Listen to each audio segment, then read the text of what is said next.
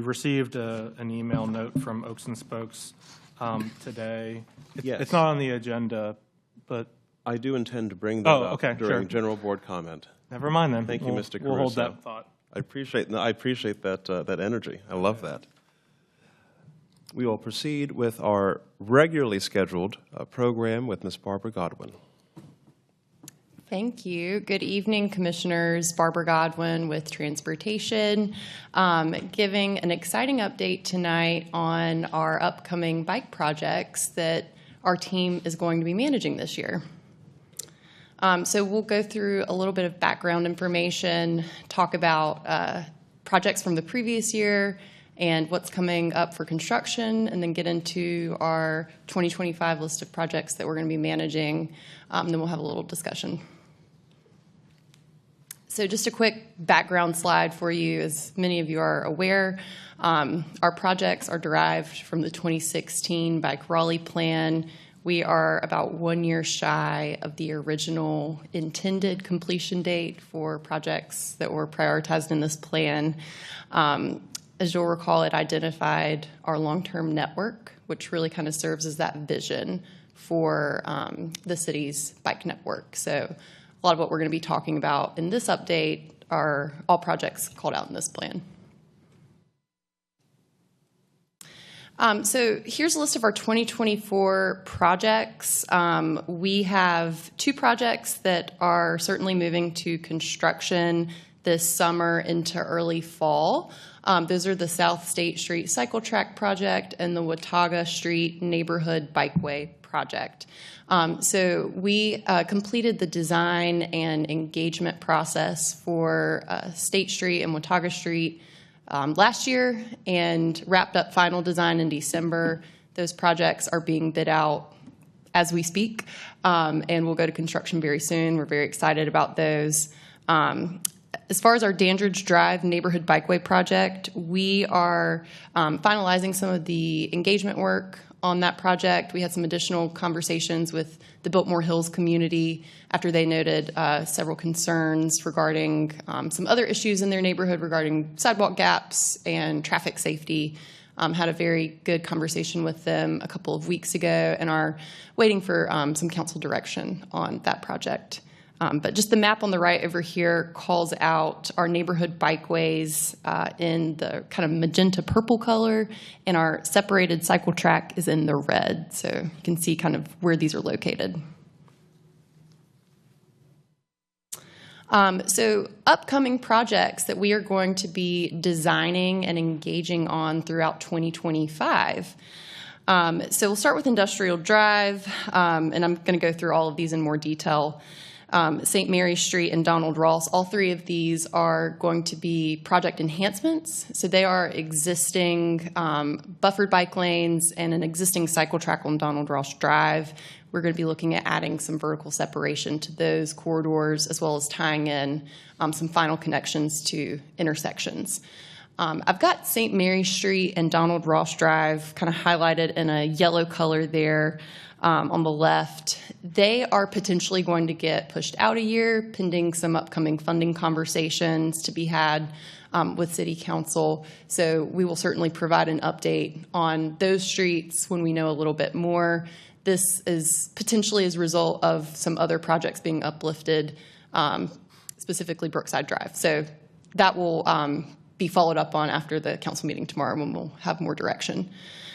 We are additionally moving forward with a project on Quail Hollow Drive and Hadley Road. And again, I'll get into more detail on those, but just for reference, the map over here on the right calls out the red as Quail Hollow Drive. That will be a separated facility. The orange is our a few of our existing bike facilities where we'll be adding the enhancements. And then Hadley Road to the south is called out in that purple color for neighborhood bikeways.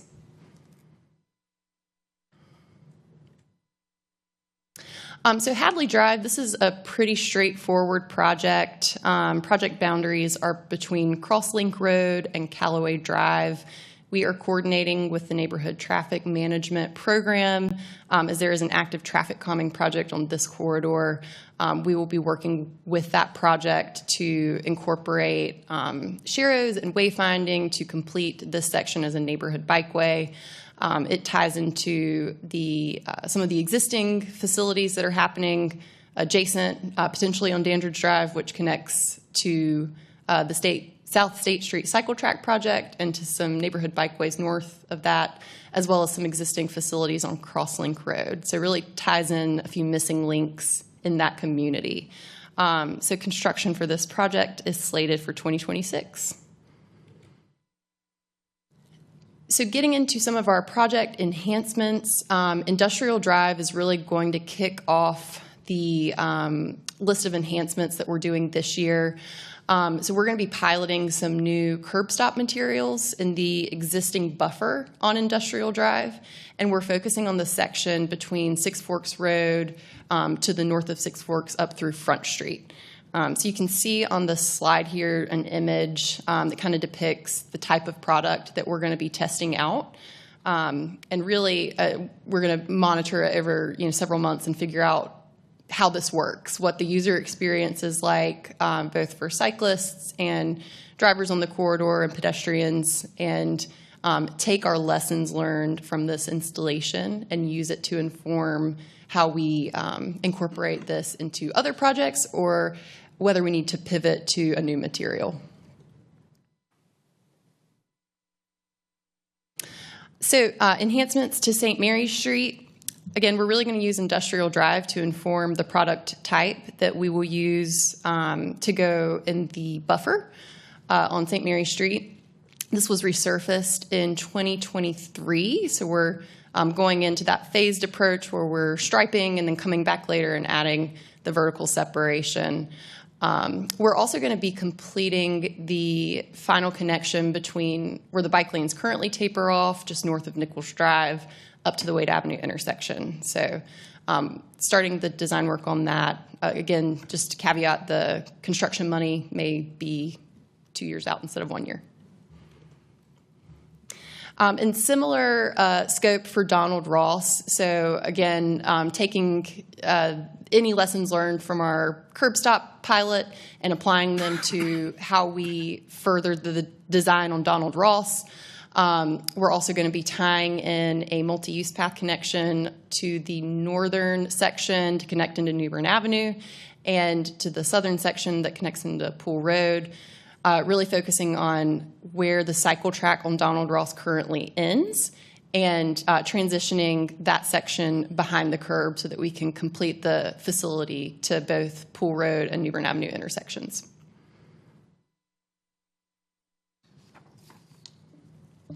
And then just a quick recap on the different project schedules. So we are finalizing the design for Industrial Drive over the next couple of weeks. We've got a couple of cost estimates for this project and are pretty certain that we can move forward with construction between April and July. So very excited about that. That will give us a lot of good information as we move this type of installation to other corridors.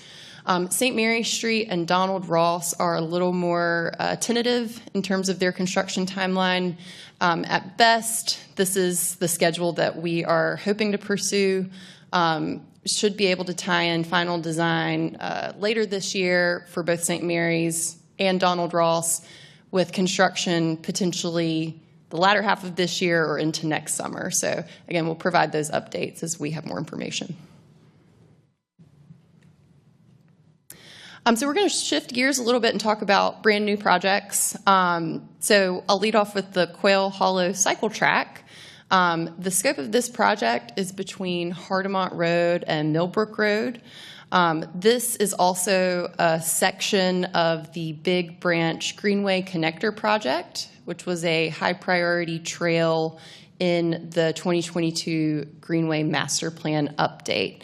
So we're working with our partners in Parks and Rec to help deliver this on-street segment of the Big Branch alignment. This was also a priority green street in the Midtown-St. Albans Small Area Plan. Just for point of reference, green streets are defined as adding trees and plants to streets to help absorb water, slow cars, and create protected places for people walking and biking. So again, working with partners in Parks and Recreation, as well as our colleagues in Stormwater to help implement this Greenway connector, as well as this complete green street. We will be working with them to deliver this project in a phased approach, with the cycle track really being the first phase. Just a little bit of background info on the Big Branch Connector project. As I mentioned, this was a high priority trail in the most recent Greenway Master Plan. There are 6 total segments that focus on connecting Crabtree Creek Trail to the south, up north to Cedar Hills Park, and up around Sandy Forks Road. So segments 1, 4, and 5 are currently in design. Segment 5 is the section that we in transportation are helping to support right now. Segments 2 and 3 do not currently have a determined schedule. Segment 2, I don't know if you all can see with the contrast, but it includes the Midtown Multimodal Bridge as part of that connection. So there has been some preliminary design work done on that segment, but we do not have a determined timeline for how that moves forward at this time. And then segment 3 will be built with the exchange development. So that timeline will be determined with the private developer on that parcel. Segment 6 to the north is currently undergoing a feasibility study. So more information to come on that, but no determined timeline for when that section will be built out. Just to add, sections 1 and 4 are anticipated to be constructed in 2027.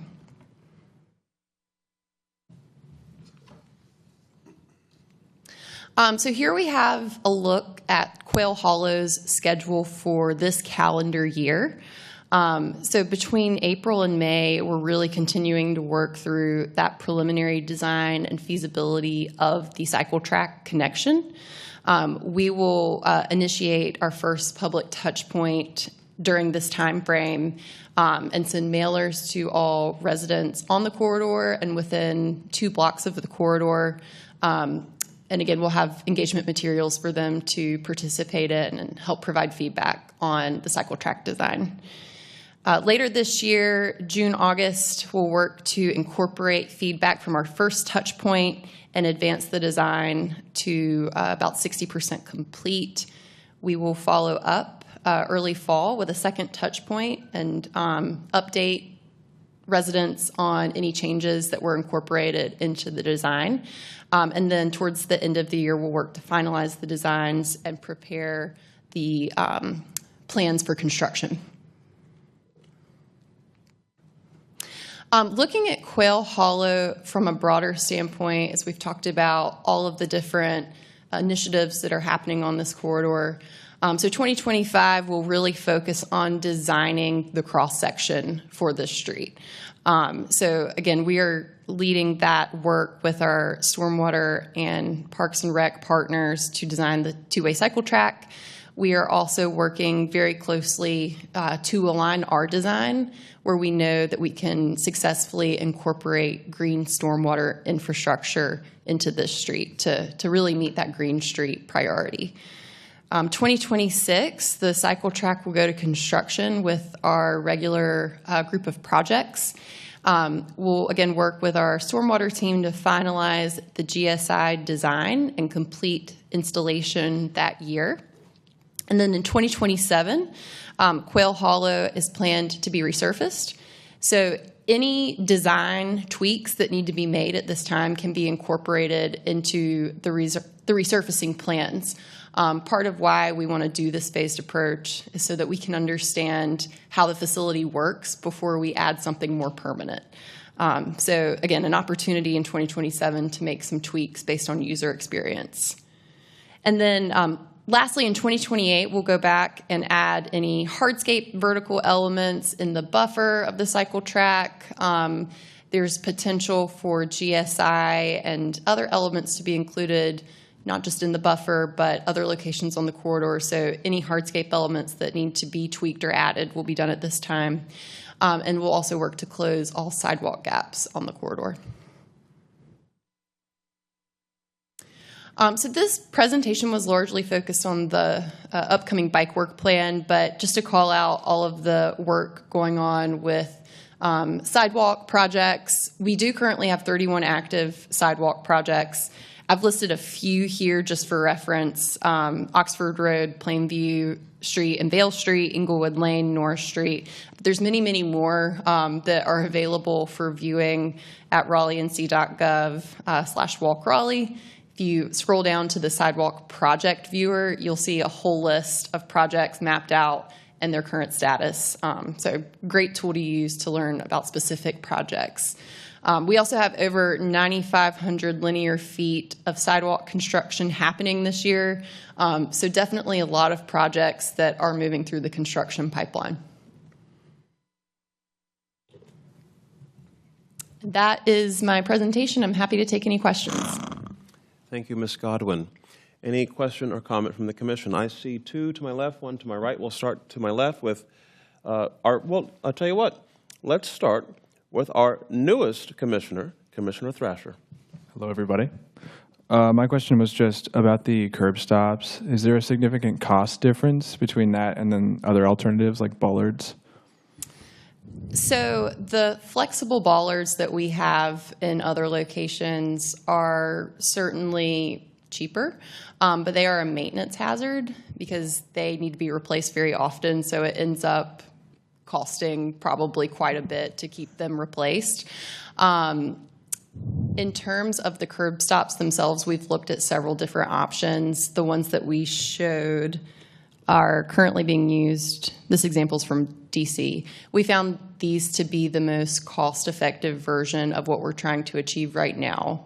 So, and is there like do you have any like time frame about when the investment would return, just from the maintenance cost you said? Can you elaborate? Like how long would it take for it to be worth it for the maintenance cost, since you have to replace bollards? To be determined. We've never used these before, so we don't know exactly how they'll work. Cool. Well, and I do want to add one other thing that is pushing us to do this. Well, a couple things is one, this provides a little bit more deflection if a car hits it where a flexi post does not. Secondly, Raleigh is a very suburban in nature street, so with the flexi posts, that eliminates the ability for curbside trash pickup, for leaf collection. There are a number of things that the negative side of the productions or the vertical visualization that it causes. So with this, we're trying to find something that has an equal or better separation from vehicles and cycle lanes, but then does not prohibit or stop other needed services from accessing the curb. You know, postal service is another one. So this is a pilot on industrial to test all of those things out so that we can see if this is replicatable, if this is viable, and how we can expand. So it seems like it might open up more places to be viable to have these? Definitely. Okay, Yep. cool. What material is that? Is that like a hard rubber? Is that concrete? What is that? This particular material is like a hard rubber. Yep. Thank you, Mr. Thrasher. We're going to proceed to Mr. Tong.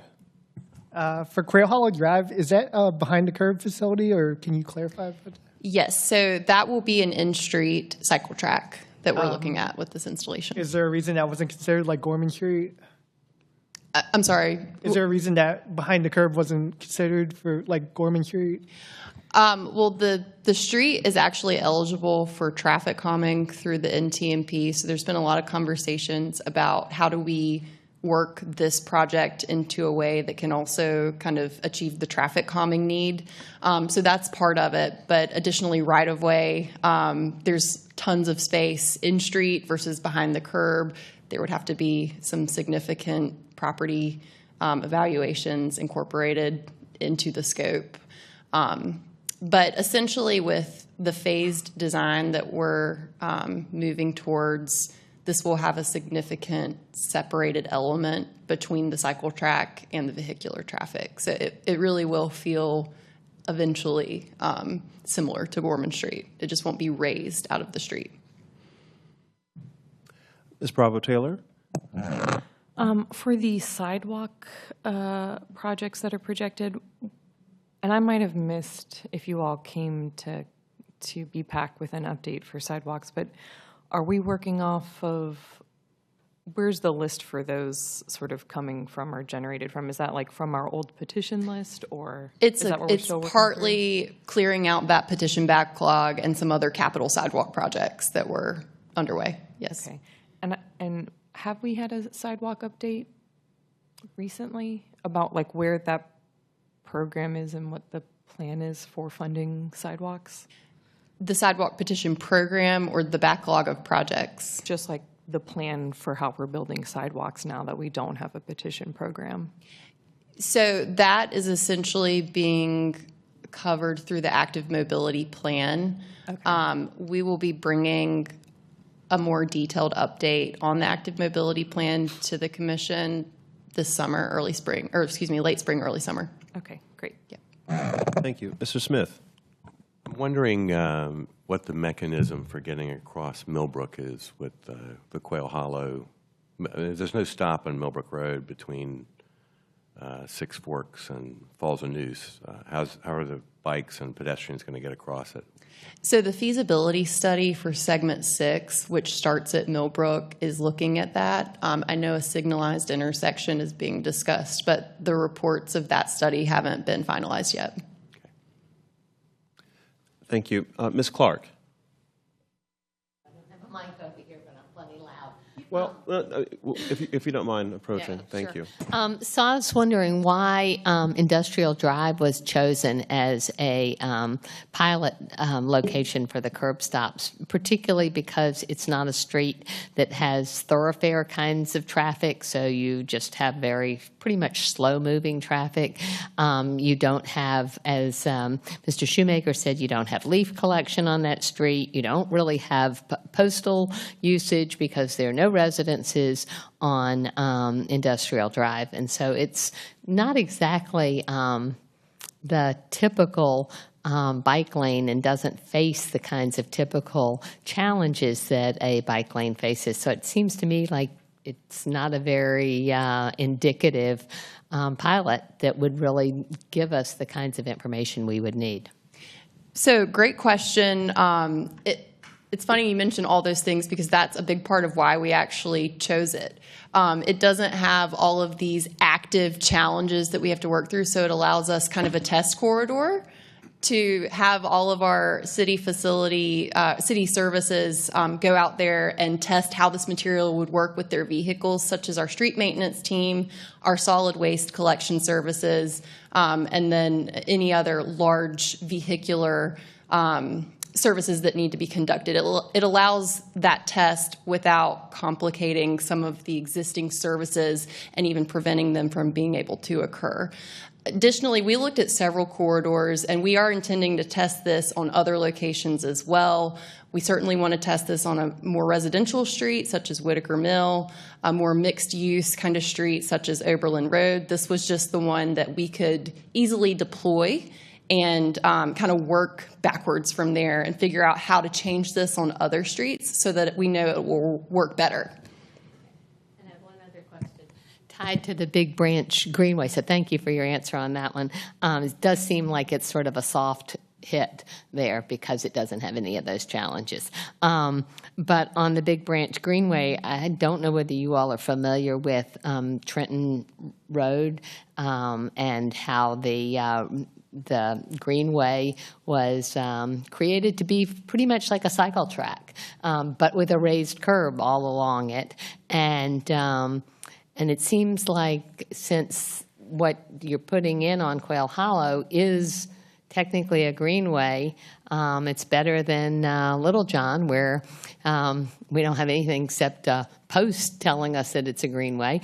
So this is more indicative of what the two things are supposed to be, but I hope that it will be something other than just a typical cycle track, that it really has some of the components of a more typical greenway, like Trenton Road does.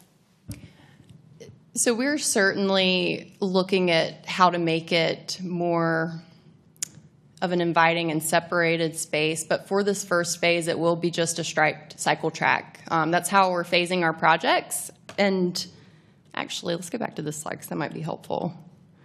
Just looking at the different phases, we're initiating the striping work in 2025.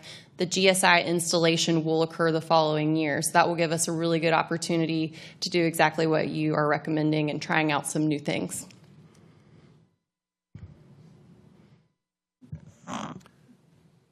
Thank you. Mr. Caruso. Thank you. Yeah, so on this project, Quail Hollow is very residential and has an obscenely large number of driveways.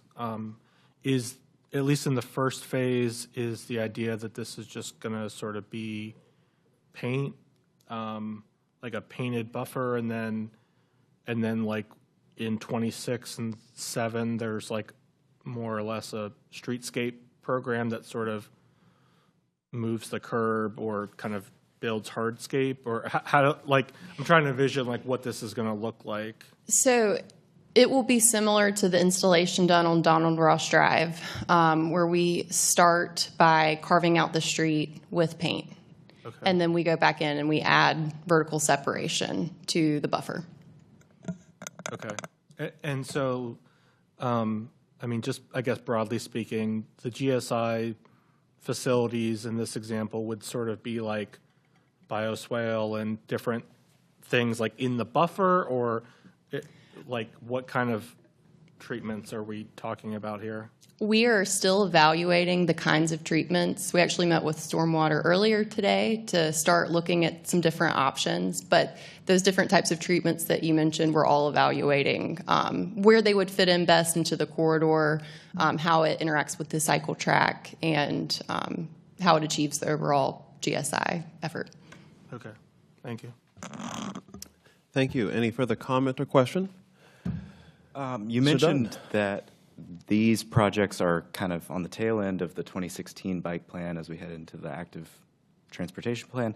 Do you know off the top of your head a rough metric for like the % complete of those projects? Or, even if you just had to ballpark it, like where do you think we stand? There were 67 total priority projects. I think we're roughly over half. Okay. But I can provide a more detailed answer to that. As part of our active mobility plan too, we will address the remainder of the projects and where they fall into the next plan. Gotcha. Thank you. Any further comment or question? Oh, one more from Mr. Caruso. I just have a quick technical question. Is the Quail Hollow project, how is that funded? Is that funded through the Parks bond with the Greenway plan, or how is all this hardscape funded? So the 2025 and 2026 piece that we as transportation are managing is coming out of the bike program budget.